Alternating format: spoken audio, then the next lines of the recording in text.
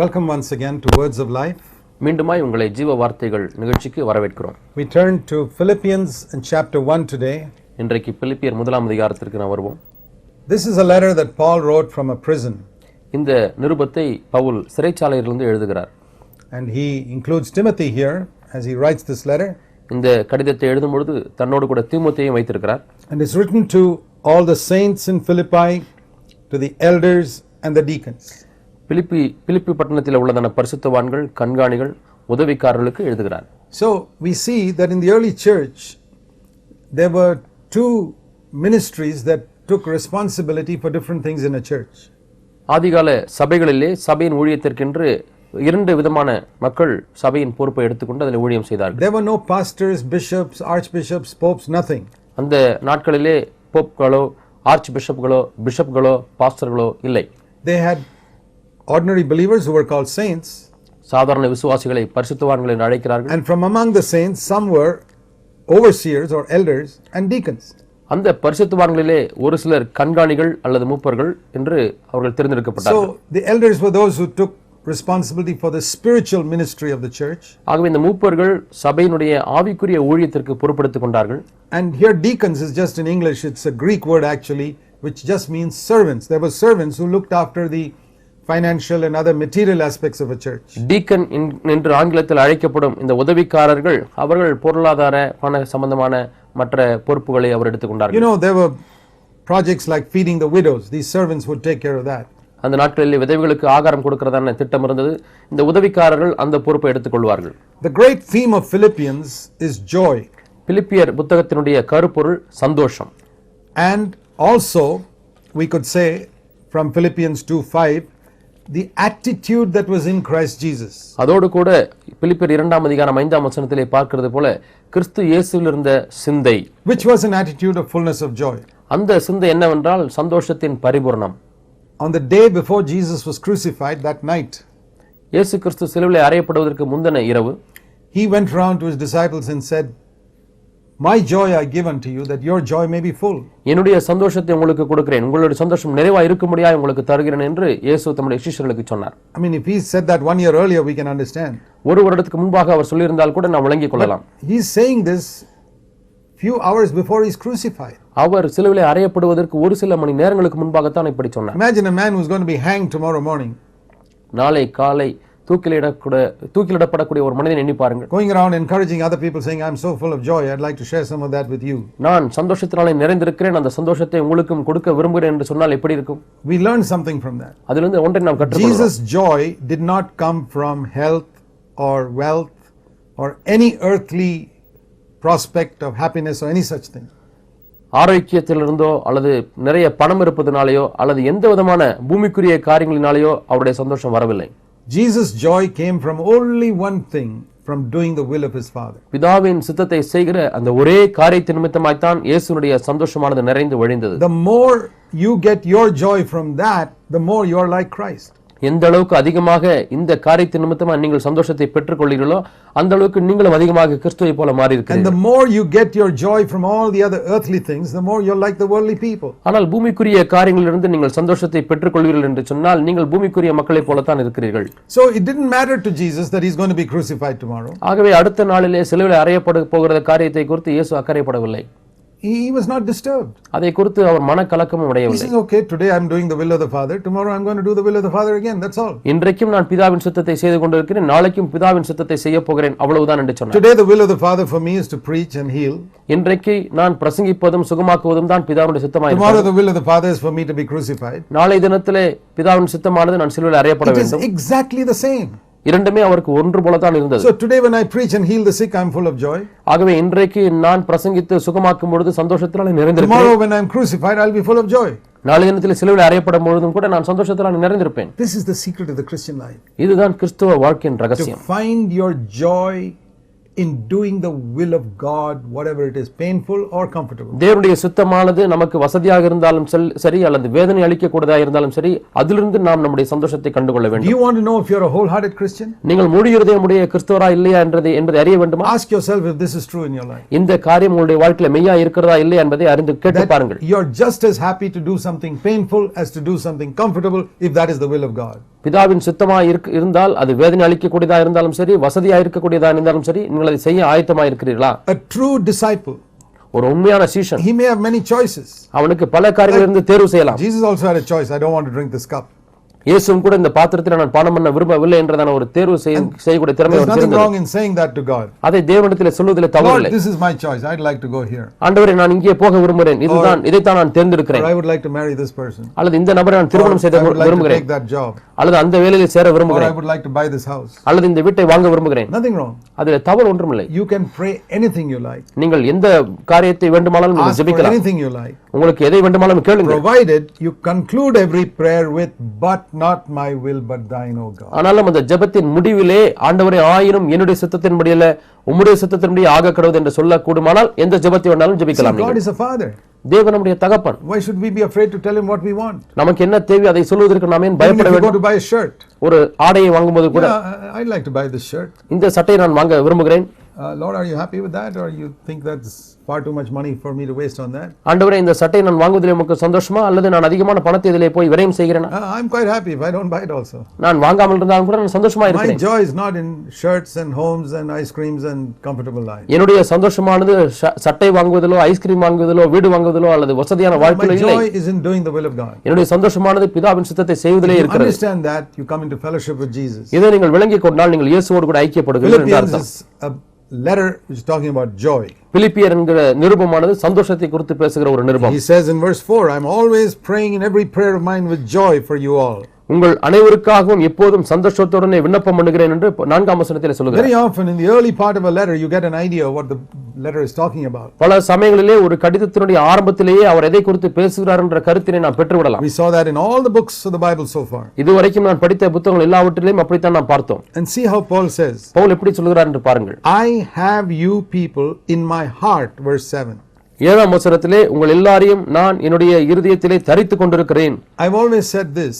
நான் எப்பொழுதுமே இதை சொல்லியிருக்கிறேன். That if you want to have a prophetic word for God's people, தேவனுடைய ஜனங்களுக்கு சொல்வதற்கு தீர்க்கதரிசனமான வார்த்தை உங்களுக்கு வேண்டுமானால் you must have two things in your heart. உங்களுடைய இருதயத்தில் இரண்டு காரியங்கள் இருக்க You வேண்டும். must have God's word in your heart. முதலாவது தேவனுடைய வார்த்தை உங்களிடத்தில் இருக்க And வேண்டும். you must have God's people in your heart. தேவனுடைய ஜனங்கள் உங்களிடத்தில் இருக்க வேண்டும். If I have God's word but I don't have God's people, God will not give me a word for them. எனக்கு தேவனுடைய வார்த்தை இருக்கிறது, ஆனால் தேவனுடைய ஜனங்கள் உள்ளத்தில் இல்லை என்று சொன்னால் ஜனங்களுக்கு சொல்லக்கூடிய வார்த்தை எனக்கு கிடைக்காது. Or if I have God's people on my heart and I don't have God's word, again God won't give me a word for them. அல்லது தேவ ஜனங்களின் உள்ளத்தில் இருக்கிறார்கள், தேவனுடைய வார்த்தை என்னுடைய உள்ளத்தில் இல்லை என்று சொன்னாலும் தேவன் வார்த்தையை கொடுக்க மாட்டார். So any of you who are called to preach God's word, ஆகவே உங்களிலே யாராவது தேவனுடைய வார்த்தையை பிரசங்கிக்கும்படி அழைப்பு பெற்றிருந்தால் please remember this. இதை ஞாபகத்தில் வைத்துக் கொள்ளுங்கள். You must have God's word and God's people in your heart. உங்களுடைய உள்ளத்திலே தேவனுடைய வார்த்தையும் இருக்க வேண்டும், தேவனுடைய ஜனங்களும் இருக்க வேண்டும். Then only will you be able to have a word for them. அப்பொழுது மட்டுமே அவர்களுக்கென்று கொடுக்கக்கூடியதான ஒரு வார்த்தை உங்களுக்கு கிடைக்கும். What a wonderful letter Paul wrote to the Philippians. Pavul பிலிப்பியருக்கு என்ன அருமையான ஒரு கடிதத்தை எழுதியிருக்கிறார். How did God give him such a word? இப்படிப்பட்ட வார்த்தையை எப்படி பேதுரு பவுலுக்கு கொடுத்தார்? Because what I said just now. நான் இப்பொழுது சொன்னது போல Said I have you in my heart. உங்கள் எல்லாரையும் நீ இருதயத்திலே தரித்துக் கொண்டிருக்கிறபடினாலே என்ன Already சொல்றார்? had God's word in his heart. ஏற்கனவே அவருடைய உள்ளத்திலே தேவனுடைய வார்த்தை இருந்தது. So that's the secret. இதுதான் அந்த ரகசியம். And he says here, in my imprisonment, verse 7, and in the defense of the gospel, you are partakers of grace with me. என் கட்டுகளிலும் நான் சுவிசேஷத்திற்காக உத்தரவு சொல்லி வருகிறதிலேயும் கூட நீங்கள் என்னுடைய கிருபையிலே பங்குள்ளவர்களானீர்கள் என்று From சொல்றார். there we see that Paul wrote this letter from prison. ஆகவே இந்த வசனத்திலிருந்து அவர் சிறைச்சாலையிலிருந்து இந்த கடிதத்தை எழுதுகிறார் என்பதை நாம் அறிந்து கொள்ளலாம். Now we can wonder why did God allow Paul to be in a prison? Pavul சிறைச்சாலையில் இருப்பதற்கு ஏன் தேவன் அனுமதிக்க வேண்டும் என்று நாம் ஆச்சரியப்படலாம். But he says here, இங்கே அவர் சொல்கிறார் 12ஆம் I வசனம், want you to know that my circumstances that is in prison have turned out for the greater progress of the gospel. சகோதரரே, எனக்கு சம்பவித்தவைகள், அதாவது சிறைச்சாலை அனுபவத்தையும் சொல்கிறார், சுவிசேஷம் பிரபலமாகும்படிக்கு ஏதுவாயிற்று என்று நீங்கள் அறிய மனதாக இருக்கிறேன். Now Paul saw only a little bit of what was happening. அங்கே நடக்கக்கூடிய காரியங்களை ஒரு சிலதை மட்டுமே பவுல் Most பார்த்தார். of us who serve the Lord, we see very little of the effects of our service. ஊழியம் செய்கிற நம்மிலே அநேகர் நம்முடைய ஊழியத்தினுடைய விளைவை மிக கொஞ்சம் அளவில் தான் நாம் பார்க்கிறோம். You may give one tract to somebody, you may never see the total result that comes out from that tract. நீங்கள் யாரோ ஒருவருக்கு ஒரு துண்டு பிரதியை கொடுக்கலாம், அதனுடைய விளைவை முற்றிலுமாக நீங்கள் பார்க்காமலே இருக்கலாம். He may get converted and he may lead so many others to Christ. அவர் மனம் திரும்பி அவர் அநேகரை மனம் திரும்ப ஆண்டவருக்குள்ளாக நடத்தலாம். So Paul could see only a little bit of how his circumstances led to the furtherance of the gospel. இவருடைய சூழ்நிலையானது சுவிசேஷம் பிரபலமாகும்படிக்கு எப்படி உதவி செய்தது என்பதை கொஞ்சம் தான் பவுல் He பார்த்தார். says, for example, உதாரணமாக அவர் verse சொல்கிறார் 13, 13ஆம் வசனம், the whole Praetorian Guard has come to know about my imprisonment in the cause of Christ. அரமனை எங்கும் உள்ளவர்களுக்கு மற்ற யாவருக்கும் என் கட்டுகள் கிறிஸ்துவுக்குள்ளான கட்டுகள் என்று வெளியரங்கமானது. That's one thing. இது ஒரு காரியம். Secondly, verse 14, 14ஆம் a வசனம், lot of the believers, after hearing that I was in imprisonment, instead of getting afraid, they have become more bold to speak the word of God. நான் சிறைச்சாலையிலே இருக்கிறேன் என்று அநேக விசுவாசிகள் கேள்விப்பட்டு அவர்கள் பயப்படுவதற்கு பதிலாக திருவசனத்தை சொல்லும்படி அதிகமாய் Now, துணிந்திருக்கிறார்கள். if you hear that somebody is in prison for preaching God's word, யாராவது தேவனுடைய வார்த்தையை பிரசங்கிப்பதனாலே சிறைச்சாலையில் அடைக்கப்பட்டிருக்கிறார் என்று நீங்கள் கேள்விப்பட்டால் many people that would bring more fear. அநேக ஜனங்களுக்கு இந்த காரியம் பயத்தை தான் கொண்டு வரும். But these people, it was the opposite. ஆனால் இந்த ஜனங்களுக்கு அது நேர் எதிர்மாறாக நடந்தது. They heard Paul was in prison for preaching the gospel. Pavul சுவிசேஷத்தை பிரசங்கித்தபடினாலே சிறைச்சாலையில் You அடைக்கப்பட்டார் know என்று what is the கேள்விப்படுகிறார். reaction in these brothers? இந்த சகோதரர்களிடத்திலே காணப்பட்டதான பிரதியுத்தரம் எப்படி இருந்தது? They said, oh, Paul is suffering so much for preaching the gospel. சுவிசேஷத்தை பிரசங்கித்ததற்காக எவ்வளவு பாடுபடுகிறாரா Pavul? Then we should be ashamed of ourselves that we are not preaching it enough. ஐயோ, நாம் போதுமான அளவு பிரசங்கிக்காதபடினாலே நாம் வெட்கப்படுகிறோம் என்று We சொன்னார். are also going to preach. Let them imprison us. நாங்களும் பிரசங்கிக்க போகிறோம், எங்களை வேண்டுமானாலும் சிறைச்சாலையில போடட்டும். The devil didn't expect that பிசாசு இதை ஒரு காலம் எதிர்பார்க்கவில்லை. when he imprisoned Paul. பவுலை சிறைச்சாலையில போட்ட உடனே சாத்தான் இப்படிப்பட்ட ஒரு பிரதியுத்தரத்தை பார்க்கவில்லை. Who organized Paul's imprisonment? பவுலை சிறைச்சாலையில வைப்பதற்கு யார் அதையெல்லாம் ஆயத்தம் பண்ணினது? It's not God. தேவன் அல்ல. God is a loving father. தேவன் அன்பான தகப்பன். You don't imprison your own children, do you? நீங்கள் உங்களுடைய சொந்த பிள்ளைகளை ஜெயிலே போடுவீர்களா? God did not imprison Paul. தேவன் ஒரு காலம் பவுலை சிறைச்சாலையில் அடைக்கவில்லை. Satan. சாத்தான் தான். Every person who is imprisoned for the gospel's sake, Satan does it. சுவிசேஷத்து நிமித்தமாக சிறையில் அடைக்கப்பட்ட ஒவ்வொருவனையும் சாத்தான் தான் சிறையில் வைத்திருக்கிறான். His agents. அவனுடைய ஏஜென்ட்கள் மூலமாக. But ஆனால் every single such case God uses for the furtherance of the gospel. இப்படிப்பட்ட ஒவ்வொரு காரியத்திலையும் தேவன் சுவிசேஷத்தை பிரபலமாகும்படிக்கு செய்து விடுகிறார். Not only in Paul's time, all these 20 centuries. பவுலுடைய காலங்களிலே மட்டுமல்ல, இந்த 20 நூற்றாண்டுகளிலும் அப்படித்தான் நடந்திருக்கிறது. So Paul says there are two things I can see very clearly. ஆகவே நான் இரண்டு காரியங்களை தெளிவாய் பார்க்க முடிகிறது என்று A lot சொல்கிறார். of these Roman soldiers here have come to know about Christ. இங்க இருக்கக்கூடிய ரோம போர்ச்சவர்களில் அநேகர் கிறிஸ்துவை அறிய முடியாது வந்திருக்கிறார்கள். How many of them got converted I don't know, but I think some of them got converted also. அதில் எவ்வளவு பேர் மனம் திரும்பி இருக்கிறார்கள் என்று எனக்கு தெரியவில்லை. அதில் ஒரு சிலர் மனம் திரும்பி இருக்கிறார்கள். Secondly, all the brothers outside have become more bold. வெளியே இருக்கக்கூடிய மற்ற சகோதரர்கள் எல்லாம் தைரியமாய் இருக்கிறார்கள். You know what used to happen those days? அந்த நாட்களில் என்ன நடக்கும் தெரியுமா? These prisoners would sometimes, serious prisoners would be chained to one Roman soldier. இந்த சிறை கைதிகள் இன்னொரு ரோம போர்ச்சவனோடு கூட சங்கிலே கட்டி விடுவார்களாம். One hand, that handcuff, one hand on the Roman soldier's hand and the other on that soldier, on the prisoner. ஒரு கையிலே விலங்கு வந்து ரோம போர்ச்சவனிலே மாட்டப்பட்டிருக்கும், இன்னொரு விலங்கு அந்த கைதியிலே கைதியுடைய கையிலே மாட்டப்பட்டிருக்கும். Paul imprisoned to this guard. இங்கே பவுல் அந்த சிறைச்சாலைக்காரனோடு கூட விலங்கிடப்பட்டிருக்கிறார். So Paul says, பவுல் சொல்கிறார், have you heard about Jesus? இயேசுவை குறித்து கேள்விப்பட்டீர்களா? No, he says I haven't heard. இல்லை, நான் கேள்விப்படவே இல்லை. I'll tell you all about him. அவரை பற்றி நான் சொல்லுகிறேன். How long is your shift? உனக்கு எத்தனை மணி நேரம் வேலை செய்ய வேண்டும்? 8 hours. 8 மணி நேரம். Plenty of time. Let's talk about Jesus. நிறைய நேரம் இருக்கிறது, நாம் இயேசுவை பற்றி பேசுவோம். He talks and talks and talks and talks and talks all the time. And this fellow is so excited to hear about the gospel. ஆகவே இவர் சுவிசேஷத்தை பற்றி பேசிக்கொண்டே இயேசுவை பற்றி பேசிக்கொண்டே இருக்க இவன் அப்படியே பரவசம் And அடைகிறான். I'm sure Paul would have ended with, now would you like to give your life to Christ? கடைசியாக அவர் ஷிஃப்ட் முடிந்து போகும்போது உன்னுடைய வாழ்க்கையை இயேசுவுக்கு ஒப்புக் கொடுக்கிறாய் என்று கேட்டிருந்திருப்பார். Some of them may have said yes, some of them may have said we'll think about it. சிலர் ஆம் என்று சொல்லியிருந்திருப்பார்கள், சிலர் அதை குறித்து சிந்தித்து பார்க்கிறோம் என்று சொல்லியிருப்பார்கள். Have you understood now what the gospel is? சுவிசேஷம் என்ன என்றால் என்ன என்று இப்பொழுது விளங்கிவிட்டதா? Clear to me. தெளிவாய் விளங்கிவிட்டது. Imagine if Paul preached to you for 8 hours, he'll get it very clearly. Pavul 8 மணி நேரம் உங்களுக்கு பிரசங்கித்தால் எவ்வளவு தெளிவாய் சொல்லிவிடுவார் சுவிசேஷத்தை. So he says now I have to go. இப்பொழுது நான் போக வேண்டும் என்று சொல்கிறான். சரி. Next fellow comes அடுத்தவன் வருகிறான். with his chain to him. அவரோடு கூட விலங்கு மாட்டப்பட்டிருக்கிறார். Paul says, have you heard about Jesus? இயேசுவை பற்றி கேள்விப்பட்டாயா? See what Paul was doing there in the prison. அந்த சிறைச்சாலையில பவுல் என்ன செய்து கொண்டிருக்கிறார் என்று Those fellows go and tell others, hey, you know this prisoner over there? இந்த சிறைச்சாலைக்காரர்கள் எல்லாம் வெளியே போய் அங்கே ஒரு கைதி இருக்கிறார், இப்படி பெயர் கொண்டவர் கேள்விப்பட்டிருக்கிறார். Wonderful things. அருமையான காரியங்களை சொல்லுகிறார். Some people say, let me exchange my shifts with you, let me go with them. ஆக உனக்கு பதிலாக இன்றைக்கு நான் இந்த ஷிஃப்ட்டை போய் பார்க்கட்டும் என்று சொல்லி வேறு சிறைச்சாலை கைதிகள் வருகிறார்கள். What all would have been happening there? அங்க என்னவெல்லாம் நடந்திருக்கும்? Otherwise, how can he say that the whole Praetorian Guard it has become well known about my imprisonment? இல்லாவிட்டால் அவர் எப்படி இந்த வசனத்தை சொல்ல முடியும்? அரமனை எங்கும் உள்ளவர்களுக்கு மற்ற யாவருக்கும் என் கட்டுகள் கிறிஸ்துவுக்குள்ளான கட்டுகள் என்று வெளியரங்கமாகிறது. Paul was not some big king being imprisoned. He was like ordinary criminal they treated him. Pavul பெரிய ராஜாவாக சிறைச்சாலையில் அடைக்கப்படவில்லை, சாதாரண ஒரு குற்றவாளியாக தான் அவர் இருந்தார். That is how God turns everything for the furtherance of the gospel. இப்படித்தான் தேவன் சுவிசேஷம் பிரபலமாகும்படியாக மாற்றி விடுகிறார். See, the other thing that happened. இன்னொரு காரியம் நடந்ததை பாருங்கள். At least 4 of these letters that Paul wrote, he wrote in the jail. குறைந்தபட்சம் 4 கடிதங்களை அவர் சிறைச்சாலையிலிருந்து எழுதியிருக்கிறார். You know, I feel it was like this. நான் இப்படித்தான் உணர்கிறேன். God said, now this man Paul has got so much of spiritual content. இந்த பவுலுக்கு ஆவிக்குரிய சரக்கு எவ்வளவோ He இருக்கிறது. has walked with me so much. என்னோடு கூட எவ்வளவோ நடந்திருக்கிறார். If he dies without writing all this down, இவைகளெல்லாம் எழுதாமல் மரித்து விட்டால் there'll be such a loss. எவ்வளவோ இழப்பு ஏற்படும். So we've got to get him to write it down. ஆகவே எப்படியாவது பவுலை எழுத வைக்க வேண்டும். But he doesn't have 5 minutes to sit quietly. He's going from here to there, all over the place. Where will he write anything? ஆனால் 5 நிமிடம் கூட அமைதியாக உட்கார்வதற்கு அவருக்கு நேரம் இல்லை. இங்கே போகிறார், அங்கே போகிறார். எப்படி இதெல்லாம் எழுத முடியும்? The devil doesn't know all this. இதெல்லாம் பிசாசுக்கு தெரியாது. You know, like the devil asked Job, asked God concerning Job. யோபை குறித்து தேவனிடத்திலே கேட்டார். Can I do some trouble for him? இப்பொழுது யோபுக்கு சில தொந்தரவுகளை கொடுக்கலாமா? With God's permission, he said, okay, Satan, you can do this much, not more than that. இவ்வளவு தூரம் நீ செய்யலாம், இதுக்கு அதிகமாக செய்யக்கூடாது என்று தேவன் சாத்தானுக்கு அனுமதி கொடுக்கிறார். He asked God for Peter, can I allow him to be tempted? பேதுரு சோதிக்கப்பட நான் அனுமதி கிடைக்குமா என்று சாத்தான் தேவனிடத்தில் deny கேட்கிறார். Christ. பேதுருவை கிறிஸ்துவை மறுதலிக்க செய்ய God முடியாது. said, okay. சரி செய் என்று So சொல்லிவிட்டார். the devil asked God, can I imprison Paul? அதேபோல இப்பொழுது பவுலை சிறைச்சாலையில் அடைக்கலாமா என்று தேவனிடத்திலே சாத்தான் கேட்கிறார். God said yes.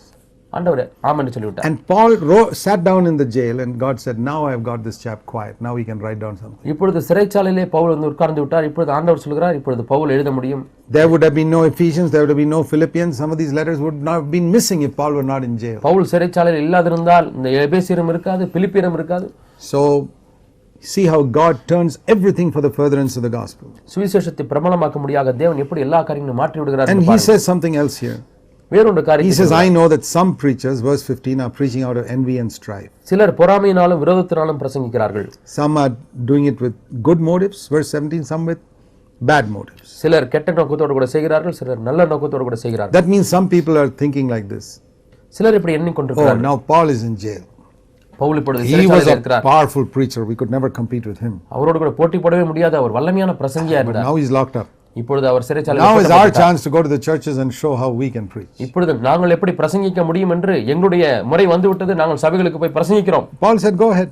போய் பிரசங்கிங்கள் போல் Christ is proclaimed, I am not bothered. கிறிஸ்து பிரசங்கிக்கப்படுகிறார், ஆகவே எனக்கு கவலை இல்லை. Whether in pretense or in truth, Christ is proclaimed. பொறாமையினாலேயோ அல்லது விரோதத்தினாலேயோ எப்படியாவது கிறிஸ்து பிரசங்கிக்கப்படுகிறார். Now some people say, சிலர் சொல்கிறார்கள், see, Paul says it doesn't matter what way Christ is proclaimed, we rejoice. கிறிஸ்து எப்படி பிரசங்கிக்கப்பட்டாலும் நாங்கள் சந்தோஷிக்கிறோம் என்று பவுல் சொல்கிறார் என்று சுட்டி காண்பிக்கிறார். But what about today, if a lot of people are making money in the name of religion, shall we say, well, anyway, Christ is being preached? இன்றைக்கு கிறிஸ்து என்ற பெயரிலே பணத்தை சம்பாதித்து பிரசங்கித்துக் கொண்டிருக்கிறார்கள். அவர்களை பற்றி என்ன சொல்லலாம்? எப்படியாவது கிறிஸ்து பிரசங்கிக்கிறார் தானே என்று சொல்லலாமா? But I say, which Christ?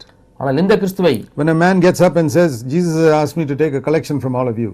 ஒரு மனிதன் எழுந்து நின்று இயேசு இப்பொழுது உங்கள் எல்லாரிடத்திலேயும் காணிக்கையை வசூல் செய்ய சொல்லி இருக்கிறார் என்று சொன்னால், I say, which Jesus? எந்த இயேசு என்று நான் கேட்கிறேன். Jesus who was on earth never collected money from anyone. பூமியிலே இருந்த இயேசு யாரிடத்திலேயும் பணத்தை வசூல் செய்யவில்லை. And he hasn't changed his mind after going to heaven. பரலோகத்துக்கு போனதற்கு பிறகு ஒருத்தனுடைய மனதை மாற்றிக் This must கொள்ளவில்லை. be another Jesus. அப்படியானால் இது வேறொரு இயேசு. So I cannot rejoice in another Jesus being proclaimed. ஆகவே இப்பொழுது வேறொரு இயேசு பிரசங்கிக்கப்படுகிற காரியத்தை குறித்து நான் சந்தோஷப்பட முடியாது. But if it's a real Christ, உண்மையான கிறிஸ்துவாய் man is not trying to make money in the name of Christ. கிறிஸ்துவினுடைய நாமத்தினாலே ஒருவன் பணம் சம்பாதிக்காமல் செய்கிறார் என்று சொன்னால், even if he is doing it to show that he is a better preacher than me, I say, go ahead and preach. என்னை காட்டிலும் நல்ல பிரசங்கி என்று காண்பிக்கும்படியாக அவர் பிரசங்கித்தால் சரி, அவன் போய் பிரசங்கிட்டும் என்று சொல்லுவேன். I know a lot of people who read my books, listen to my tapes and go and preach those sermons to get honor for themselves. அநேகர் தங்களுக்கு கனம் பெறும்படியாக என்னுடைய புத்தகத்தை வாசித்து என்னுடைய ஒளிநாடாக்களை கேட்டு பிரசங்கிக்கிறார்கள். I say, good. நல்லது என்று சொல்லுவேன். Somebody sitting there will hear the truth and may get blessed. அங்கே உட்கார்ந்து இருக்கிற ஒருவன் சத்தியத்தை கேட்டு ஆசீர்வதிக்கப்பட முடியும். And some of these people who preach are against me also. அப்படி பிரசங்கிக்கிறவர்களே ஒரு சிலர் எனக்கு விரோதமாய் கூட இருக்காங்க. But I am happy they are preaching it. ஆனாலும் அவர் பிரசங்கிக்கிறபடினால நான் சந்தோஷப்படுகிறேன். I don't want any honor. எனக்கு எந்த கனமும் தேவையில்லை. I want those people who hear it to become disciples of Jesus. That's all. அங்கே இந்த சத்தியத்தை கேட்கக்கூடிய மக்கள் எப்படியாவது சீஷர்களாக வேண்டும் என்கிற எனக்கு ஆசை, அவ்வளவுதான். I will rejoice, verse 18. ஆகவே 18ஆம் வசனத்திலே பவுல் சொல்கிறார், நான் சந்தோஷிக்கிறேன். And he says, I know when the time comes, my deliverance will come through your prayers from this prison also. நேரம் வரும்பொழுது உங்களுடைய ஜெபத்தை ஆண்டவர் கேட்டு இந்த ஜெயிலில் சிறைச்சாலையிலிருந்து தேவனை விடுதலையாக்குவார் என்று சொல்றார். He says, what shall I say about myself? என்னை குறித்து இப்பொழுது நான் என்ன சொல்லட்டும்? To me to live is Christ, verse 21. 21ஆம் வசனத்திலே கிறிஸ்து எனக்கு ஜீவன். I have no other passion in life. என்னுடைய வாழ்க்கையிலே வேறு எந்த ஒரு ஆசையோ அபிலாஷையும் இல்லை. Every day ஒவ்வொரு நாளும் morning till night. காலையிலிருந்து இரவு வரை It's Jesus, இயேசு Jesus. இயேசு என்ற Christ, வாஞ்சை, Christ, ஒரே வாஞ்சை. Christ. இயேசு What இயேசு can I do for His kingdom? அவருடைய ராஜ்யத்துக்காக நான் என்ன செய்ய முடியும்? That's my whole life. இதுதான் என்னுடைய முழு வாழ்க்கை. And one day if in prison they kill me, ஒரு நாளிலே சிறைச்சாலையில் என்னை கொன்று விட்டால் that's a gain for me. அது எனக்கு ஆதாயம். I'm not going to lose by being killed. நான் கொல்லப்படுவதனாலே ஒன்றையும் இழக்க Because போவதில்லை. if they release me, என்னை விடுதலையாக்கிறார், that's also fine. அதுவும் நல்லதுதான். Because if I live, I can serve some more all of you people here. நான் உயிரோடு இருந்தால் நான் உங்கள் அனைவருக்கும் நான் ஊழியம் செய்ய முடியும். And he said, I don't know which to choose. எதை தேர்ந்தெடுப்பது என்று எனக்கு தெரியவில்லை. If you actually ask me, verse 23, 23ஆம் வசனத்தில் நீங்கள் உண்மையாலுமே என்னை கேட்டால், I would like to go and be with Christ and be with Him forever. நான் கிறிஸ்துவுடனே கூட என்னென்னைக்கும் இருக்க விரும்புகிறேன். That is the verse that teaches us that as soon as you die, you go to be with Christ. இந்த வசனம் தான் நீங்கள் மரித்த உடனே கிறிஸ்துவோடு கூட இருப்பீர்கள் என்பதை போதிக்கிறது. That's the one verse that teaches us what happens now. இப்பொழுது மரித்தவுடன் என்ன நடக்கும் என்பதை இந்த ஒரு வசனம் தான் போதிக்கிறது. Some people teach, some cult groups, that when you die, you just go to sleep in the grave, and one day in the future, 1,000 years later, of the resurrection, only you wake up. சில cult குழுவினர் எப்படி பிரசங்கிக்கிறார்கள் என்று சொன்னால், இப்பொழுது நீங்கள் மரித்தால் பூமியிலே புதைக்கப்பட்டு நீங்கள் நித்திரையாயிருப்பீர்கள், 1000 வருஷங்கள் கழித்து என்ற ஒரு நாளிலே தான் நீங்கள் மீண்டும் உயிரோடு இருந்து கிறிஸ்துவுடன் இருப்பீர்கள் என்று சொல்கிறார். That's not what the Holy Spirit says. அதே பரிசுத்த ஆவியானவர் அப்படி Holy சொல்கிறார். Spirit says, as soon as I depart, Paul says, he'll be with Christ. தேகத்தை விட்டு பிரிந்த உடனே கிறிஸ்துவுடன் கூட இருப்பேன் என்று பவுல் சொல்கிறார். As soon as I die, I am immediately with Jesus. Next moment. உடனே அடுத்த க்ஷணத்தில் நான் இயேசுவோடு கூட இருப்பேன். Before my relatives have discovered that I am dead, I am already gone. என்னுடைய உறவினர்கள் நான் செத்து போய் விட்டேன் என்று கண்டுபிடிப்பதற்கு முன்பதாகவே நான் இயேசுவோடு போய்விட்டேன். அங்கே கிறிஸ்துவோடு கூட இருக்கிறேன். They are still checking whether I got a pulse or not. அவர்கள் இன்னுமா எனக்கு இரத்த துடிப்பு இருக்கிறதா என்று பார்க்கிறார்கள். But I am already with Jesus that moment. ஆனால் அந்த க்ஷணத்திலேயே நான் இயேசுவோடு கூட இருக்கிறேன். Paul says that's much better. அது எனக்கு மேன்மையானது என்று சொல்கிறார். ஆனால் you Philippians still need some exhortation. You fellows are not wholehearted. I have to challenge you, and so I have to be here still. நீங்கள் இன்னுமாய் முழு இருதயமுடையவர்களாய் மாறவில்லை, உங்களை சவாலிட வேண்டி இருக்கிறது. ஆகவே உங்களுக்கு போதிக்கும்படியாக நான் இங்கே இருக்கிறேன். So Paul said the only reason I stay in this rotten earth is to serve the Lord. That's all. கெட்டுப்போன இந்த பூமியிலே நான் இருப்பதற்கு ஒரே ஒரு காரணம், நான் ஆண்டவருக்கு ஊழியம் செய்ய வேண்டும். Such a man will always be a very happy man. அப்படிப்பட்ட மனிதன் எப்பொழுதும் சந்தோஷமுள்ள மனிதனாய் இருப்பான். Because you cannot make him unhappy. அவரை ஒரு காலம் நீங்கள் சந்தோஷமற்றவனாய் மாற்ற முடியாது. You kill him, he is happy. கொன்றாலும் சந்தோஷம். You release him from prison and he is alive, he is happy. சிறைச்சாலையிலிருந்து விடுதலையாக்கினாலும் உயிரோடு இருக்கிறார், சந்தோஷமா இருக்கிறார். What can the devil do to such a man? இப்படிப்பட்டவனுக்கு பிசாசு என்னதான் செய்ய முடியும்? If you keep him alive or you kill him, it's just the same. நீங்கள் அவரை உயிரோடு வைத்தாலும் சரி, கொன்றாலும் சரி, எல்லாம் ஒன்றுதான். He does the will of God. அவர் தேவ சித்தத்தை செய்கிறார்.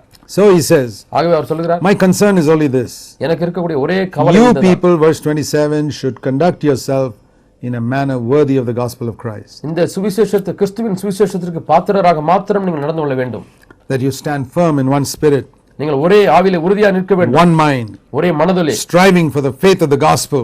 இந்த சுவிசேஷத்தின் விசுவாசத்திற்காக நீங்கள் போராட வேண்டும். And look at my example. என்னுடைய மாதிரியை See பாருங்கள். verse 28. 28ஆம் வசனம். Never be alarmed by your enemies. உங்களுடைய சத்துருக்களினாலே ஒரு காலம் மருளாது இருக்கிறது. Which is a sign of destruction for them, but salvation for you. அவர்களுக்கு அது அழிவின் அடையாளமாக இருந்தாலும் உங்களுக்கு அது ரட்சிப்பின் அடையாளமாக What இருக்கிறது. is this sign of destruction? இந்த அழிவின் அடையாளம் என்றால் என்ன? To the enemies of the gospel. சுவிசேஷத்தினுடைய சத்துருக்களுக்கு. That when they come to attack me, அவர்கள் என்னை தாக்க முடிய வரும்பொழுது I'm not scared. நான் பயப்படாமல் I'm not alarmed. நான் பிரமை பிடித்தவனை போல இருக்க They மாட்டேன். wonder, how is that? இது எப்படி என்று கேட்கிறார்கள். When we go to attack other people, they are scared and they beg for mercy from us. மற்றவர்களை தாக்க போகும்பொழுது அவர்கள் எல்லாரும் ஐயா எங்கள் மீது இரக்கமாயிருங்கள் என்று சொல்லி கெஞ்சுகிறார்கள். These people are bold. ஆனால் இவர்களோ தைரியமா இருக்கிறார்கள். Yeah. I believe in Jesus Christ as my Lord. இயேசு கிறிஸ்துவே ஆண்டவர் என்பதை விசுவாசிக்கிறேன். You imprison me. நீங்கள் என்னை சிறையில் அடைத்தாலும் அடையுங்கள். You want to kill me. கொலை செய்தாலும் செய்யுங்கள். That is a sign of destruction for them. இதுதான் அவர்களுடைய அழிவுக்கு அடையாளம். That's why we must be bold when people try to threaten us. ஆகவே நம்மை ஜனங்கள் பயமுறுத்தும் பொழுது நாம் தைரியமா இருக்க வேண்டும். He says because Jesus has given us two privileges. இயேசு நமக்கு இரண்டு சிலாக்கியங்களை கொடுத்திருக்கிறார். ஒன்று verse 29 29ஆம் வசனம். To believe in him. அவரிலே விசுவாசிக்கிறது. The second privilege இரண்டாவது is to suffer for his sake. அவர் நிமித்தமாய் பாடுபடுகிறதற்கு. That's an honor. அது ஒரு கணம். The Lord says I give you two honors. உங்களுக்கு இரண்டு கணத்தை கொடுக்கிறேன் என்று ஆண்டவர் சொல்கிறார். One to believe in me. ஒன்று என்னிடத்தில் The விசுவாசம் other to suffer for my sake. இன்னொன்று என் நிமித்தமாக பாடுபடுவதற்கு. So you can also share the suffering with me, Paul says. ஆகவே பவுல் நீங்களும் இந்த காரியத்தில் என்னோடு கூட பாடுபடலாம் என்று சொல்கிறார். What was Paul's desire for them? அவர்களுக்கு பவுலுடைய ஆசை என்னவென்றால் they should grow spiritually. இவர்கள் ஆவிக்குரிய வாழ்க்கையில வளர வேண்டும். Right from the beginning to the end, that's what he prays. ஆரம்பத்திலிருந்து முடிவு வரை இதற்காக தான் ஜெபிக்கிறார். See verse 9. 9ஆம் வசனம். Chapter 1. 1ஆம் அதிகாரம். That your love may increase. உங்களுடைய அன்பு பெருகும்படியாய். And along with your love it will increase in discernment. அன்போடு கூட அறிவிலேயும் நீங்கள் எல்லா உணர்விலேயும் பெருக வேண்டும். That it won't be a foolish type of love. அது புத்தியமான அன்பா இருக்க கூடாது. See, a lot of love in the world is a foolish love. உலகத்திலே காணப்படுகிற பல அன்புகள் அது புத்தியமான அன்பா இருக்கு. That's a beautiful prayer to pray. இதை ஜெபிப்பதற்கு ஒரு நல்ல ஜெபம். Lord, give me the love that discerns, verse 10, that to decide which is excellent and which is not excellent. ஆண்டவரே உத்தமமானவைகளையும் உத்தமம் இல்லாதவர்களையும் ஒப்புக்கொள்ளத்தக்கதாக கண்டுபிடிக்கத்தக்கதாக எனக்கு அறிவை தாரும். That is spiritual growth. இதுதான் ஆவிக்குரிய வளர்ச்சி. Not only to discern between good and bad, நல்லவைகள் தீமைகள் எது என்று அறிந்து கொள்வது மட்டுமல்ல, but can you discern between good and excellent? ஆனால் நல்லவைகளுக்கும் மேன்மையானவைகளுக்கும் உள்ள வித்தியாசத்தை கண்டுபிடிக்க முடியும். That is how what Paul prayed for them. இப்படித்தான் அவர்களுக்காக பவுல் ஜெபித்தார். And if imprisonment is the excellent thing for me, சிறைச்சாலையில் அடைக்கப்படுவது எனக்கு மேன்மையான காரியமாக இருந்தால், praise the Lord, கர்த்தருக்கு I am ஸ்தோத்திரம், content. நான் மனரமியமா இருக்கிறேன். You could not defeat Paul even by putting him in prison பவுலை சிறைச்சாலையிலே போட்டாலும் கூட அவரை தோற்கடிக்க or முடியாது, by killing him. அல்லது கொலை செய்தும் அவரை There, தோற்கடிக்க that's முடியாது. how we are to live. இப்படித்தான் நாம் வாழ வேண்டும். God bless you. தேவன் உங்களை ஆசீர்வதிப்பாராக. Welcome once again to Words of Life. மீண்டுமாய் ஜீவ வார்த்தைகள் நிகழ்ச்சிக்கு உங்களை வரவேற்கிறோம். We are studying through the Bible, நாம் வேதாகமம் முழுவதும் என்கிற இந்த வேத பாடத்தை படித்துக் and we have கொண்டிருக்கிறோம். now reached Paul's letter to the Philippians, இப்பொழுது பிலிப்பியருக்கு பவுல் எழுதின நிருபத்திற்கு வந்திருக்கிறோம். and we have come to chapter 2. நாம் 2ஆம் அதிகாரத்திற்கு வந்திருக்கிறோம். In chapter 2, he says, 2ஆம் அதிகாரத்தில் அவர் சொல்லுகிறார், if you want to make me really happy, உண்மையாலுமே நீங்கள் என்னை மகிழ்ச்சியுள்ளவனாய் மாற்ற வேண்டுமானால், verse 2, if you want to make my joy full, என்னுடைய சந்தோஷத்தை நீங்கள் நிறைவாக்க வேண்டுமானால், this is what I want. இதைத்தான் நீங்கள் செய்ய வேண்டும். What would a preacher really want from his flock? ஒரு பிரசங்கியார் தன்னுடைய மந்தையினிடத்தில் என்ன எதிர்பார்ப்பார்? Today, இன்றைக்கு money. பணம். You'll make my joy full if you give me some money, நீங்கள் எனக்கு பணத்தை கொடுத்தால் என்னுடைய சந்தோஷத்தை or support நிறைவாக்குவீர்கள், my ministry. அல்லது என்னுடைய ஊழியத்தை தாங்க வேண்டும். Paul doesn't say anything like that. இது போன்ற ஒரு காரியத்தையும் பவுல் He says, சொல்லவில்லை. my joy will be full if all of you are united in one mind. நீங்கள் எல்லாரும் ஏக சிந்தை உள்ளவர்களாய் ஒன்றே சிந்தித்து இசைந்தவர்களாய் இருப்பீர்கள் You என்று have சொன்னால் the என் சந்தோஷம் same நிறைவாய். love, ஏக அன்பு, united in spirit, ஆவியிலே எல்லாரும் இசைந்திருப்பது, and intent on one purpose. ஒரே காரியங்களை That சிந்தித்திருப்பது, means all working together in unity in the church. சபையில் எல்லாரும் ஒருமனப்பாட்டிலே சேர்ந்து கிரியை செய்வது.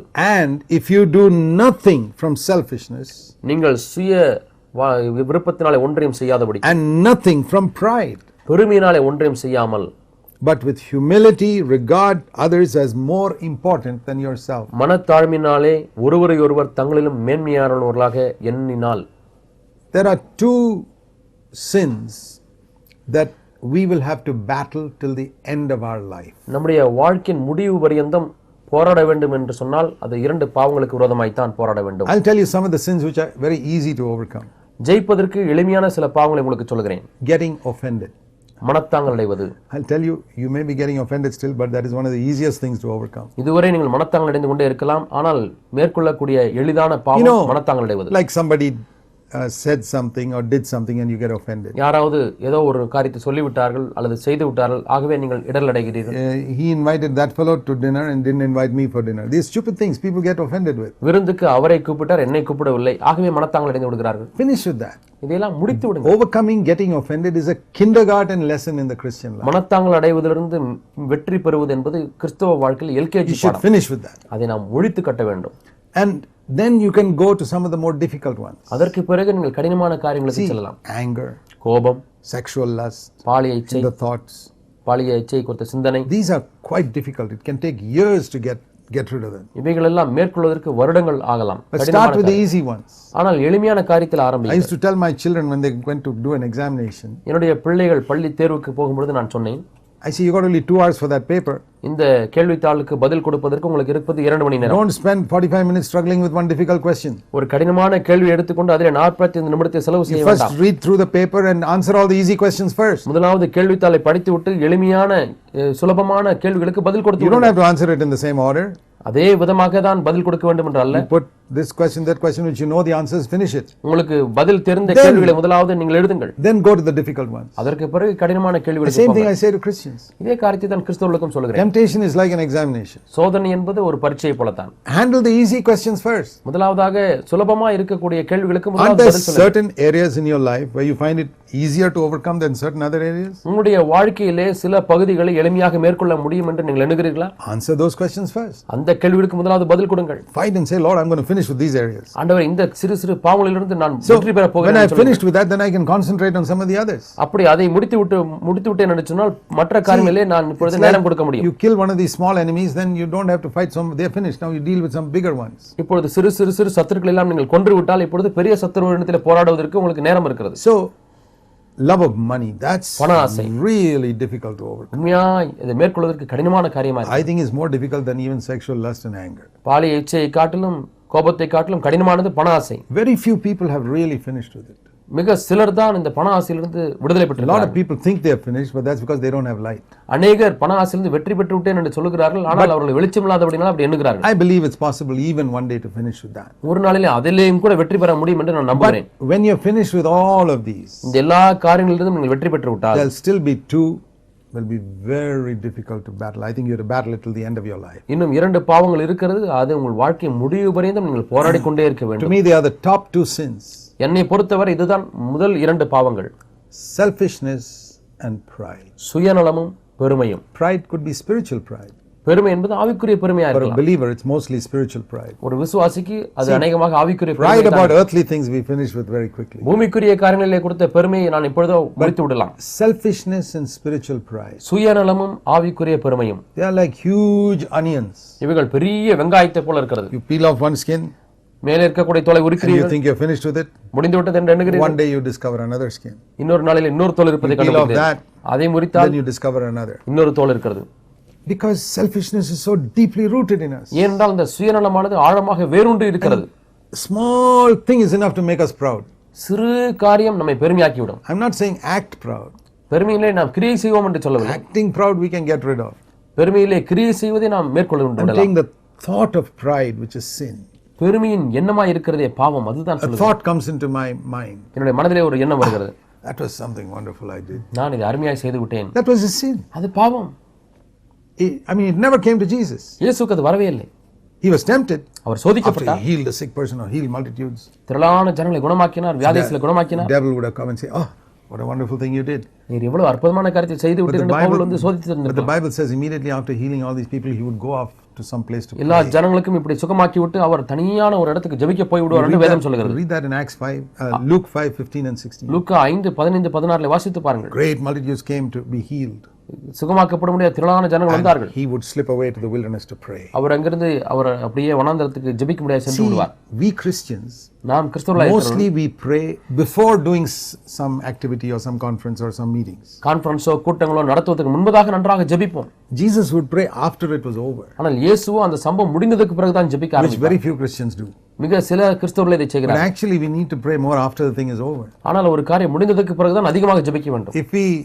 If the whole thing has been a failure, perhaps you don't need to pray much because you're already humbled by the failure. ஏற்கனவே இந்த சம்பவங்கள் எல்லாம் தோல்வியிலே முடிவடைந்து விட்டால் அந்த தோல்வினாலே நீங்கள் But தாழ்மைப்படுத்தப்பட்டு if your விட்டீர்கள். conference has been a tremendous success, ஆனால் உங்களுடைய கான்ஃபரன்ஸ் ஆனது வெற்றிகரமாக or your நடந்தது meetings were a glorious time, அல்லது உங்களுடைய கூட்டங்கள் எல்லாம் மகிமையாக இருந்தது என்றால் then you really need to go before God in prayer. அப்படியானால் நீங்கள் உண்மையாலுமே ஆண்டவருடைய ஜெபத்திலே போக வேண்டும். Be protected from spiritual pride. ஆவிக்குரிய பெருமையிலிருந்து நீங்கள் பாதுகாக்கப்பட வேண்டும். But many people don't even have light on that. ஆனால் அநேகருக்கு இதிலே ஒரு வெளிச்சம் கூட They கிடைப்பதில்லை. don't think of spiritual pride as a sin. ஆவிக்குரிய பாவம் என்பது ஆவிக்குரிய பெருமை என்பது பாவம் என்று எண்ணுவதே They இல்லை. don't think feeling I've done a great job for God, that's a sin. நான் தேவனுக்காக பெரிய காரியத்தை சாதித்து விட்டேன் என்று எண்ணுவதே பாவம் என்று அறியாதிருக்கிறார்கள். No, we have to say God has been glorified. தேவன் He மகிமைப்பட்டார். happened to use me, he may use somebody else tomorrow. அவர் இன்றைக்கு என்னை பயன்படுத்தினால் நாளைக்கு வேறு யாராவது That's பயன்படுத்துவார். up to him. அது அவரை பொறுத்த I'm காரியம். happy that God is glorified. தேவன் மகிமைப்பட்டார், அதற்காக சந்தோஷம். Nothing great in me. அதிலே என்னிலே பெரிது ஒன்றுமில்லை. You can have that attitude only if you live before God's face. நீங்கள் தேவனுடைய முகத்துக்கு முன்பாக வாழ்ந்தால் தான் இப்படிப்பட்ட மனப்பான்மை The உங்களுக்கு same way இருக்கும். with selfishness. சுயநலத்தை குறித்து நான் சொல்கிறேன். We do so many things and afterwards when you examine it, you see that you were only thinking about yourself there. பல காரியங்களை நாம் செய்கிறோம். செய்த பிறகு நீங்கள் உட்கார்ந்து யோசித்து பார்த்தால் சுயநலம் அங்கே இருக்கிறதை காண்பீர்கள். You just thought about yourself. You didn't think of all the other people. நீங்கள் உங்களை குறித்து எண்ணி பார்த்தீர்கள், மற்றவர்களை குறித்து எண்ணி பார்க்கவில்லை. You say, well, is that a sin? அது பாவமா என்று கேட்கலாம். Definitely, selfishness is a terrible sin. கண்டிப்பாக சுயநலம் என்பது பாவமா இருக்கு. God has not created us and kept this on this earth just to think about ourselves. தேவன் இந்த உலகத்திலே நம்மை நாமே எண்ணிக்கொண்டிருக்கும்படியாக உண்டாக்கவில்லை. You know how he taught us to pray. அவர் எப்படி ஜெபிக்க கற்றுக் கொடுத்தார் தெரியுமா? Our Father who art in heaven. பரமண்டலத்தில் எங்கள் பிதாவே. Have you noticed one thing in that prayer? அந்த ஜெபத்திலே ஒரு காரியத்தை கவனித்தீர்களா? The word me, my, I never comes in that prayer. நான், என்னுடைய, என் என்கிற வார்த்தைகள் இந்த ஜெபத்திலே வருவதே இல்லை. That means அதனுடைய பொருள் என்ன? my personal request is out. என்னுடைய தனிப்பட்ட வேண்டுதல் எல்லாம் நீங்கி விட்டது. Not even once my, me. ஒரு முறை கூட நான் எனது என்று வரவே இல்லை. What is the prayer? என்ன ஜெபம்? Give us this day our daily bread. எங்களுக்கு அன்றன்றுள்ள அப்பத்தை That means me and all my brothers also. எனக்கும் இங்க இருக்கிற எல்லா சகோதரர்களுக்கும். That means I'm not praying only for myself. அப்படியான நான் எனக்காக மட்டுமே ஜெபிப்பதில்லை. Lord, I never pray for myself. I'm praying for all of us. ஆண்டவரே, ஒரு காலம் நான் எனக்காக ஜெபிக்க மாட்டேன், நாங்கள் எல்லாருக்காகவும் ஜெபிக்கிறோம். Forgive us our sins. That means me and forgive my brothers also. எங்களுக்கு எங்களுடைய பாவங்களை மன்னிவேன். அதனுடைய பொருள் என்னவென்றால் என்னுடைய எங்கள் சகோதரருடைய Deliver us from all evil. எல்லா தீமையினின்றும் எங்களை ரட்சித்துக் கொள்ளும். Do you know how many millions of Christians pray that prayer and never think that it's not a prayer for yourself, it is for you and all your brothers and sisters? எத்தனை லட்சக்கணக்கான கிறிஸ்தவர்கள் இந்த ஜெபத்தை ஜெபிக்கிறார்கள் தெரியுமா? ஆனால் அது தனக்கும் தங்களுக்கும் என்று அவர்கள் எண்ணுவதில்லை. That even when we pray that prayer, we don't realize this is, you don't understand how God is trying to deliver you from selfishness. இந்த ஜெபத்தை ஜெபிக்கும் பொழுதும் கூட நாம் தேவன் நம்மை சுயநலத்திலிருந்து விடுதலையாக்குவதற்கு எப்படி முயற்சிக்கிறார் என்பதை அறியாமல் இருக்கிறோம். You can never be a spiritual Christian if you only think of yourself. உங்களை மட்டுமே நீங்கள் எண்ணிக்கொண்டிருப்பீர்கள் என்று சொன்னால் ஒரு காலம் நீங்கள் ஆவிக்குரிய கிறிஸ்தவனாய் மாற முடியாது. Selfishness and pride are the two most deeply rooted sins in our flesh. சுயநலமும் பெருமையும் தான் நம்முடைய மாம்சத்தில் ஆழமாய் வேரூன்றி இருக்கக்கூடிய பாவமாய் இருக்கிறது. And what is the standard here? இங்கே என்ன தரம் காணப்படுகிறது? See this, verse 3. மூன்றாம் வசனத்தை பாருங்கள்.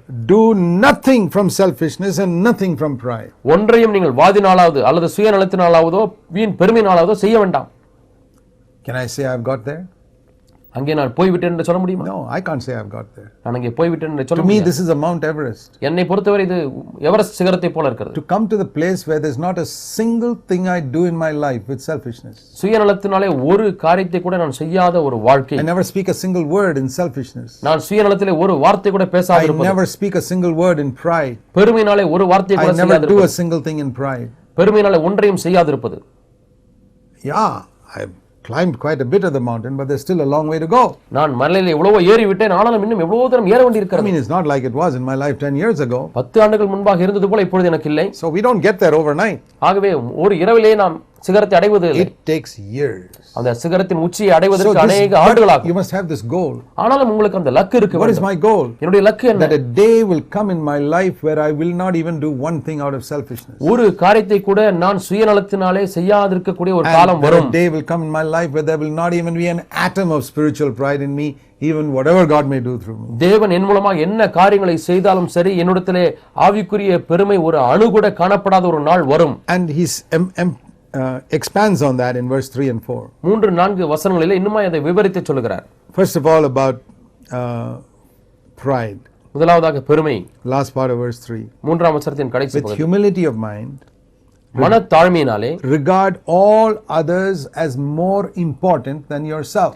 உங்களை காட்டிலும் மற்றவர்களை மேன்மையானவர்களாக எண்ண Now கடவீர்கள். some people misread that as though we must imagine others are more spiritual than us. அநேகர் இதை தவறாய் புரிந்து கொள்கிறார்கள். அதாவது நம்மை காட்டிலும் மற்ற எல்லாரும் ஆவிக்குரியவர்கள் என்று எண்ண வேண்டும். That's not true. அது மெய்யல்ல. Did Jesus go around saying no, everybody is more spiritual than me? இயேசு எல்லா இடங்களிலும் போய் என்னை காட்டிலும் எல்லாரும் ஆவிக்குரியவர்கள் என்று அவர் சொன்னாரா? Yeah, Judas Iscariot is also more spiritual than me. யூதாஸ் காரியத்தும் கூட என்னை விட ஆவிக்குரியவன் என்று சொன்னாரா? That would be a lie. அது ஒரு பொய்யா இருக்கும். Did Paul go around saying no, the Corinthians are more spiritual than me? என்னை காட்டிலும் கொரிந்தியர் ஆவிக்குரியவர்கள் என்று பவுல் சொன்னாரா? Let me tell you, God does not ask you to believe other people are more spiritual than you. மற்ற ஜனங்கள் உங்களை காட்டிலும் ஆவிக்குரியவர்கள் என்பதை நீங்கள் நம்பும்படி ஆண்டவர் கேட்கவே இல்லை. I look at a lot of carnal believers. I don't believe they are more spiritual than me. அநேக மாம்சீகமான கிறிஸ்தவர்களை பார்த்து அவர்களை காட்டிலும் நான் ஆவிக்குரியவன் என்று நான் ஒரு காலம் எண்ணுவது. Jesus looked at the Pharisees and said, "You're hypocrites." பரிசேயர்களை பார்த்து நீங்கள் மாய்மாலக்காரர்கள் என்று But ஆண்டவர் Jesus சொன்னார். said, "I am humble."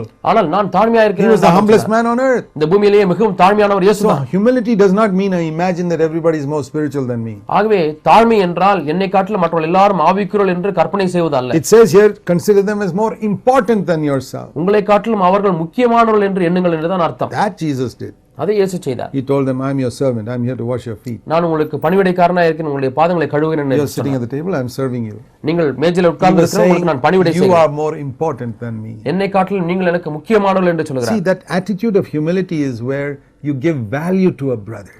அந்த தாழ்மையின் சிந்தை தான் ஒரு சகோதரனுக்கு மதிப்பை நீங்கள் கொடுக்கிறீர்கள். You respect him.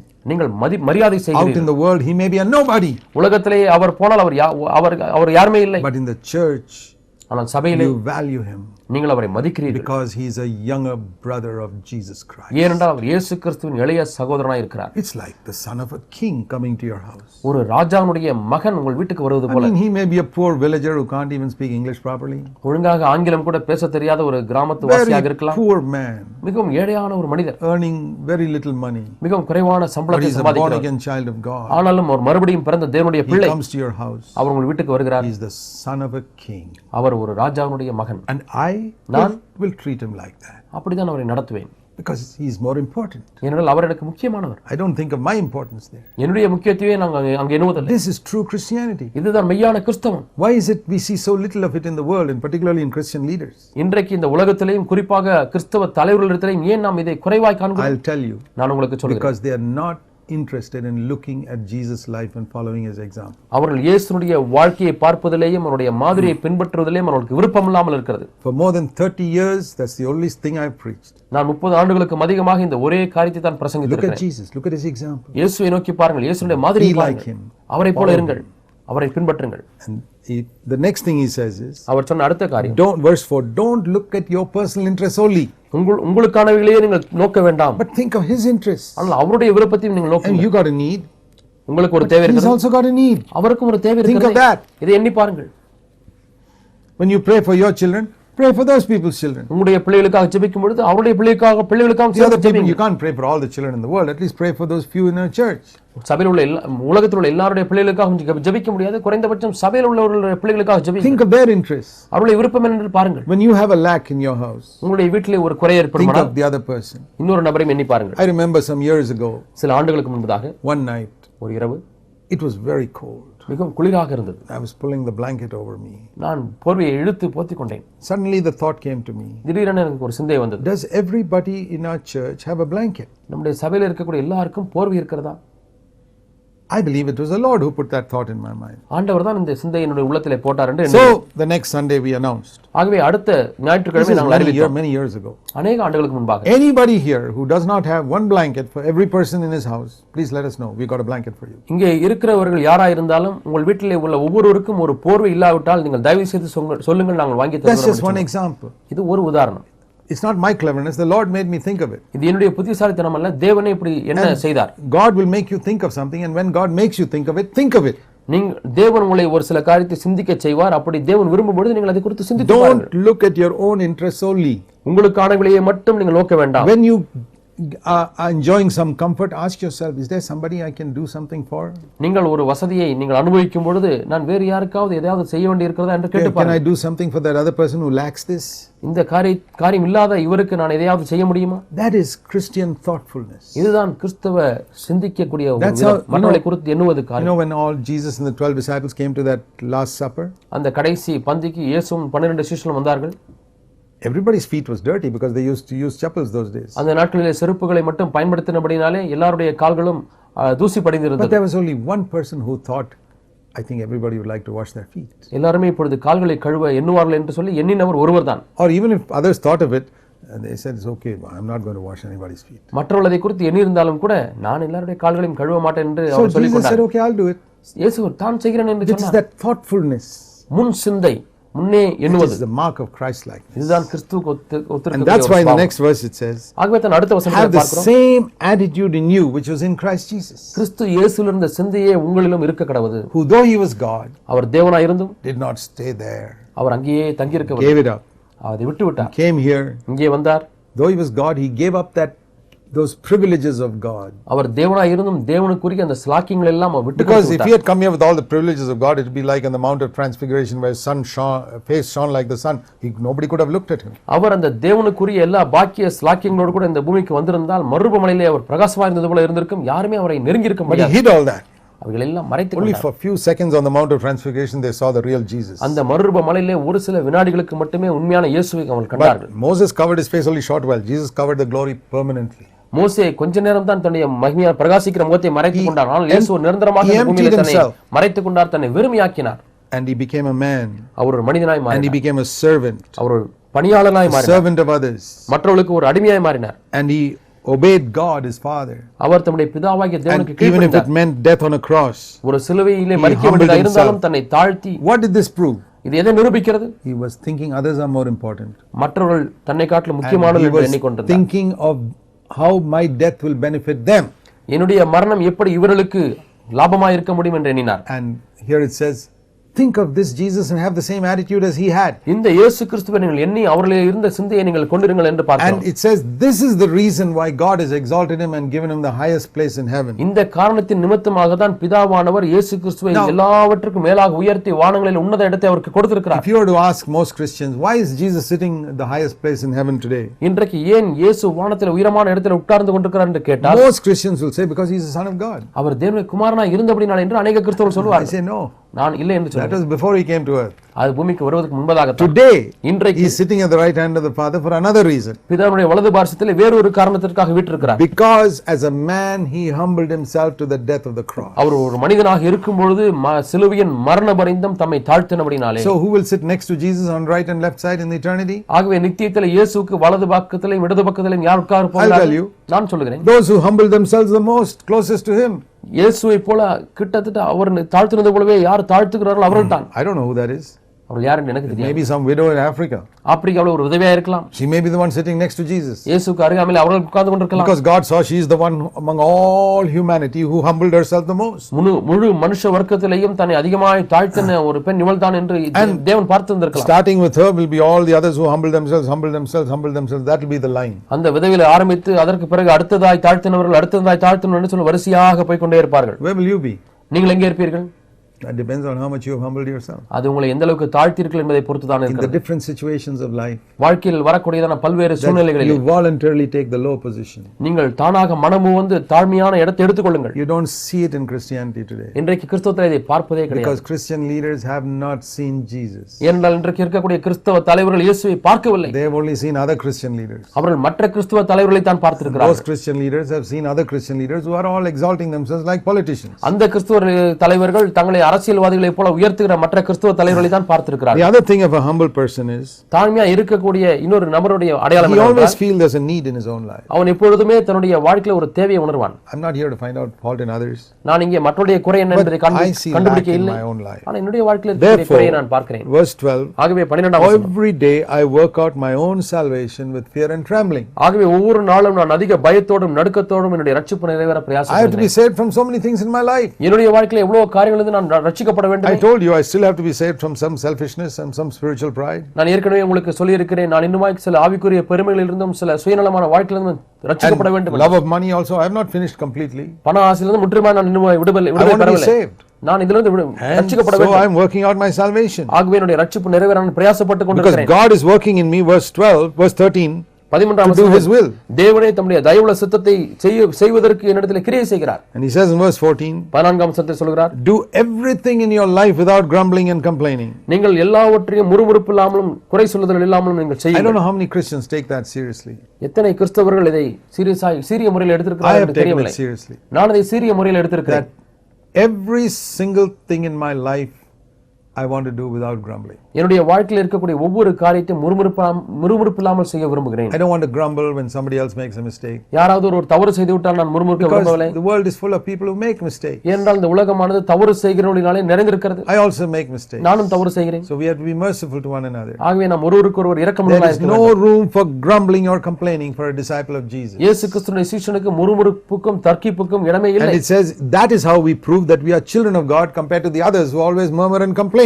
முறுமுறுத்து கொண்டும் தர்க்கித்து கொண்டும் இருக்க மற்றவர்களை ஒப்பிட்டு பார்க்கும்போது இப்படிதான் நாங்கள் தேவனுடைய பிள்ளைகளா இருக்கிறோம் என்று நிரூபித்து காண்பிக்கிறோம். If you live like this, இப்படி நீங்கள் வாழ்ந்தால், then Paul says, பவுல் சொல்கிறார், then I will rejoice that I have not wasted my time. Verse 16 or run in vain. 14ஆம் வசனத்திலே நான் வீணாக ஓடினதும் வீணாக பிரயாசப்பட்டதும் இல்லை என்கிற மகிழ்ச்சி எனக்கு கிறிஸ்துவினாலே உண்டாயிருக்கும் என்று சொல்கிறார். Then he says in verse 19, 19ஆம் வசனத்திலே I'm going to send Timothy to you. நான் இப்பொழுது தீமோத்தேயுவை உங்களுக்கு அனுப்ப போகிறேன். So I want to find out how you people are getting on spiritually. நீங்கள் எல்லாரும் ஆவிக்குரிய வாழ்க்கையில் எப்படி வளர்கிறீர்கள் என்பதை பார்க்க வேண்டும். Look at this man Paul, he's got enough problems in jail but he's concerned about the Philippian Christians. சிறைச்சாலையிலே அவருக்கு போதுமான பிரச்சனை இருக்கிறது. ஆனால் அங்கே கிறிஸ்தவர்கள் எப்படி இருக்கிறார்கள் என்பதை கண்டுபிடிக்க விரும்புகிறார். Have you ever heard of a person who's lying in hospital and being concerned about some other people? What is their spiritual condition? ஆஸ்பத்திரியிலே படுத்திருக்கிற யாராவது ஒருவர் மற்றவருடைய கிறிஸ்தவ நிலைமை எப்படி இருக்கிறது என்று அறிய விரும்புவதை பார்த்திருக்கிறீர்களா? That is a true man of God. இவன் தான் மெய்யான தேவ மனிதன். He's not thinking about his condition in the prison. சிறைச்சாலையிலே தன்னுடைய நிலைமை குறித்து எண்ணுவதில்லை. பிலிப்பு பட்டணத்திலே கிறிஸ்தவர்கள் எப்படி இருக்கிறார்கள்? நான் போக முடியாது. Timothy, I'm going to send him. நான் தீமோத்தேயுவை அனுப்ப போகிறேன். Why Timothy? ஏன் நான் தீமோத்தேயுவை Because அனுப்புகிறேன்? among all my co-workers, he is the only one who genuinely seeks the interests of Christ. எனக்கு இருக்கக்கூடிய எல்லா உடன் ஊழியர்களிலேயும் உண்மையாக கிறிஸ்துவுக்கானவைகளை தேடுகிற விருப்பம் உள்ளவன் இவன் ஒருவன் தான். What about all the others, Paul? பவுலே மற்ற ஊழியர்கள் எல்லாம் என்ன? Oh, they all seek their own interests. Verse 21. 21ஆம் வசனத்தில் அவர்கள் எல்லாரும் தங்களுக்குரியவைகளை See, தேடுகிறார்கள். Paul had many co-workers, but he was not fooled that they were all equally spiritual. பவுலுக்கு பல உடன் ஊழியர்கள் இருந்தார்கள், ஆனால் அவர்கள் எல்லாரும் ஆவிக்குரியவர்கள் என்று எண்ணி பவுல் ஏமாந்து He போகவில்லை. wouldn't talk about them. அதை குறித்து பேச He was மாட்டார். not fooled. ஆனாலும் அவர் ஏமாற்றப்படவில்லை. I worked with many elder brothers, நான் பல மூப்பர்களோடு கூட சேர்ந்து வேலை very fine செய்திருக்கிறேன். brothers. அருமையான நல்ல But I சகோதரர்கள். don't think they're all equally spiritual. ஆனால் அவர் எல்லாருமே ஒரே விதமாய் ஆவிக்குரியவர்களாக இருக்கிறார்கள் என்று நான் See, எண்ணுவதில்லை. some people are seeking their own interests. சிலர் தங்களுடைய சொந்த விருப்பத்தை தேடுகிறதை பார்க்கிறேன். Paul could see that. பவுலால் அதை பார்க்க But he முடியும். says Timothy is different. ஆனால் தீமோத்தேயு He doesn't வித்தியாசமானவன். seek his own interest at all. அவன் தனக்கு சொந்தமான He's got the விருப்பத்தை attitude தேடுவதில்லை. of Christ. அவனுக்கு கிறிஸ்துவின் சிந்தை So I இருந்தது. can send him. ஆகவே அவனை நான் அனுப்ப Another man like him is Epaphroditus, verse 25. அவனைப் போல இன்னொரு மனிதன் யார் என்று சொன்னால் 25ஆம் வசனத்திலே காண்கிறது போல He எப்பாப்ரோதித்து. was so sick that he almost died. அவன் Verse 27. மரணத்துக்கு ஏதுவான வியாதி கொண்டிருந்தான். 27ஆம் வசனம். But you know what he was sorry about? ஆனால் அவன் எதை குறித்து வருத்தப்பட்டான் தெரியுமா? Some people when they are sick, they feel so sad nobody came to visit me.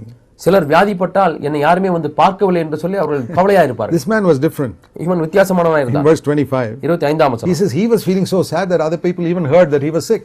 தான் வியாதிப்பட்டிருக்கிறேன் என்று மக்கள் கேள்விப்பட்டபடினாலே இவர் கவலைப்படுகிறார். Oh, they'll be burdened about me. I'm ஐயோ so என்னை sad. குறித்து அவர்கள் பாரப்படுவார்களே, நான் துக்கப்படுகிறேன் என்று சொல்கிறார். What godly men these people were. இவர்கள் எல்லாம் எவ்வளவு தேவபக்தியுள்ள மனிதர்களாக What இருந்தார்கள். examples to follow. நாம் பின்பற்றுவதற்கு எப்படிப்பட்ட Paul, மாதிரிகள். பவுல், Timothy, தீமோத்தேயு, Epaphroditus, எப்பாப்ரோதித்து, and Jesus at the head of them all.